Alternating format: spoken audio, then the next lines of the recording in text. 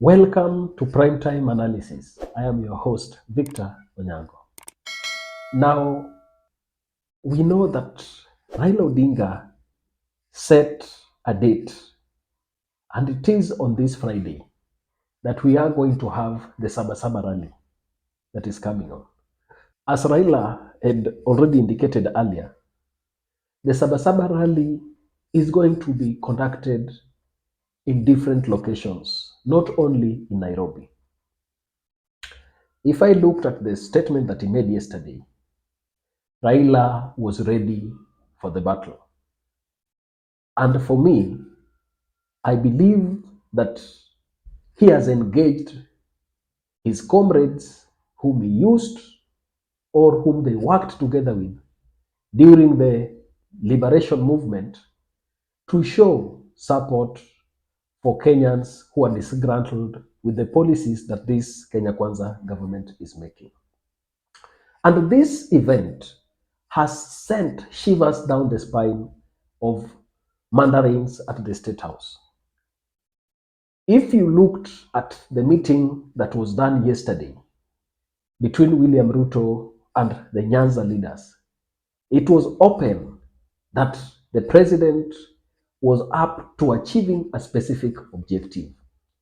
In this analysis, I want us to look at the strategies that William Ruto is creating or is forming to ensure that he counters the Azimio planned rally, Saba Saba rally, and especially the ensuing demonstrations that will come after. But before we do that, let me take this opportunity to welcome each and every one of you who is watching us for the first time. If you have joined us for the first time, we welcome you and we request you please take a second or two to subscribe to our channel so that when we produce such kind of videos, you get notified immediately. And for those who are returning subscribers, we thank you for the support and we appreciate each and every minute you spend with us. Before we start by looking at the tricks that William Ruto wants to deploy in countering the planned Saba Saba rally and the demonstrations, let us watch the opening statement, a very powerful opening statement that Raila made yesterday about the coming rally. Ladies and gentlemen, we are here because the people are fed up. We all know there comes a time when people get tired of being taken for granted. There comes a time when people get tired being taken for fools. There comes a time when people get tired of getting tired and decide to act. That time has come. Consequently, we are embarking on some drastic actions against the Ruto illegitimate regime because of Ruto's own actions against us. Ruto is imposing taxes on us without our consent. Now, if you listen to that speech by Raila Amolo Odinga, you will note that he gave a concession that Kenyans are tired of getting tired, and therefore it is time to act. He started by saying that we are here because Kenyans are fed up. If you know how the country is running right now, the Kenya Kwanza government is facing a serious turmoil, especially when it comes to its public relation with the general population.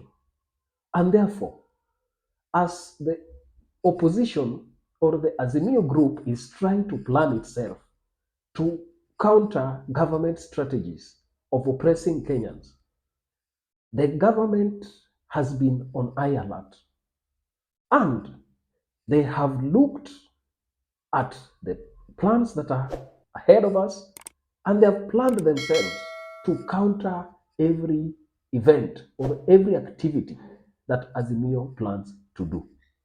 The first thing you must note is that Raila Odinga said that they have planned a series of activities that they are going to undertake throughout this process that begins on Friday, the Saba Saba day. Now, I want us to look at the steps or the strategies that William Ruto has taken up to ensure that he counters everything that Raila Odinga and his team have planned. First, you must note that the largest community that has actively and bravely participated in many demonstrations in this country is the Luo community. And therefore, if you want to handle any serious demonstration or suppress any serious demonstration that is going to happen, people who are agitative and ready to come out for such kind of activities are the ones you will target. Look at this picture. This is William Ruto yesterday meeting the rebel MPs in Nyanza province. And you realize that their call or their explanation for joining or going to State House earlier, as they reported, was that they went for development. That development that they went to seek has been silent all that time that they went until now. Their meetings have again erupted. If you remember correctly, you will note that the first time when they went meeting the president, Azimio also had this agitation of calling for demonstrations. And one thing that William Ruto used is to use these MPs to speak to the people of Nyanza and call them and warn them against engaging in public demonstrations. We know that CS Eliud Owalo was involved, Raymond Omolo PS Interior was involved. We also know that these members of parliament and Luo Council of Elders were involved in castigating demonstrations where they were saying that not only our kids can be killed and that they are not supposed to engage in such unlawful activities. So the first step that William Ruto has taken is to go to his normal and predictable store and call for the rebel members of parliament, have a photo opportunity with them, and send a message that the Luo community is included in this government and that there is no need for them to go out agitating. I want you to look at the pictures here and even that video. You will realize that the Luo member of parliament who were in State House, they did not have any notebook. There was nothing they could record any tangible project they had. It only looks that it was a tea moment where they went to take some tea. Nothing was happening there. If they went for serious development, they would be having advisors with them. They would be having notes and notebooks to take notes. They would be having serious engagement and delegation. But what did we see? Just a gentleman's meeting without any serious and concrete information that came out of that meeting. So these are people who have been prepared with a serious reason. Raymond Omolo and his team, last week they talked about projects that are targeting Nyanza region. But I can tell you, the main reason why these people were called to State House, and that photo was taken and sent across, is that they want Luo community to view themselves as part of this government. And therefore, he's using these people to compel Luos to feel like they should not engage in different activities that are called by Raila Odinga, and that they should work with the government. The second strategy that the government that President William Ruto leads has started to use against Azimio plans is infiltration of key personalities in the Azimio demonstration and rally planning. Infiltration of the team within Azimio, and especially targeting those young youths who have been known to spearhead crowd mobilization and leading demonstrations and protests across the country. One of them is Gaucho, the leader who calls himself ghetto president. You remember that on the day of Kamkunji, Gaucho was not seen at Kamkunji.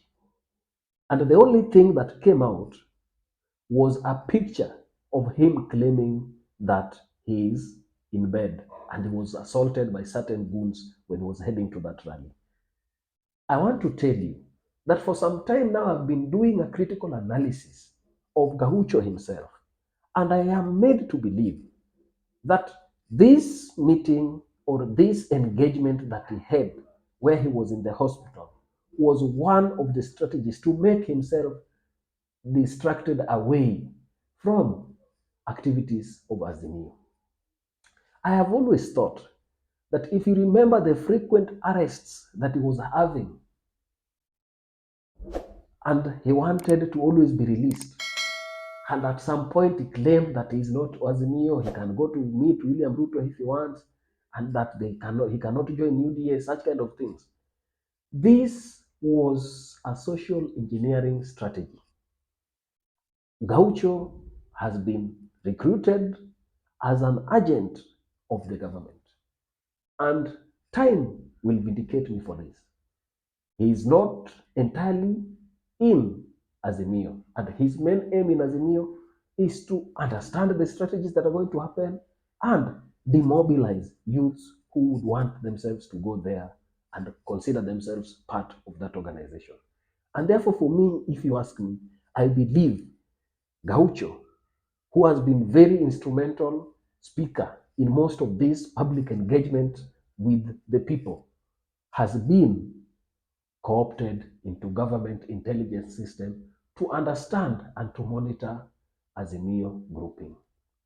The reason why he was in hospital, he did not want that day to appear to be there. He also did not want, at the end of the day, to be included in the coming demonstrations that we know will start after Saba Saba rally.